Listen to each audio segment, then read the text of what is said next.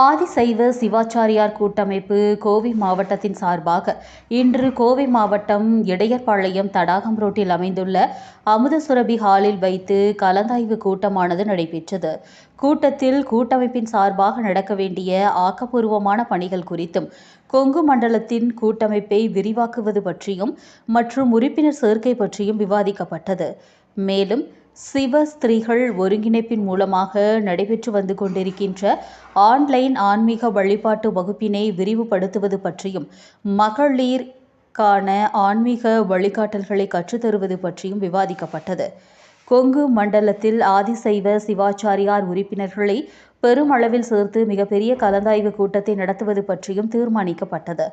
இந்த கலந்தாய்வு கூட்டத்திற்கு கலிபோர்னியா சுவாமிநாதன் சிவாச்சாரியார் அவர்கள் தலைமை ஏற்க, கோவை மாவட்ட தலைவர் திரு மணிகண்டன் சிவாச்சாரியார், செயலாளர் செல்வம் சிவாச்சாரியார், பொருளாளர் கண்ணன் சிவாச்சாரியார் ஆகியோர் கலந்தாய்வு கூட்டத்தை முன்னின்று நடத்த அனைத்து நிர்வாகிகள், சிவ ஸ்திரீகள் மற்றும் இளைஞர் பேரமைப்பாளர்கள் அனைவரும் கலந்து கொண்டு கலந்தாய்வு கூட்டத்தை கௌரவித்தார்கள்.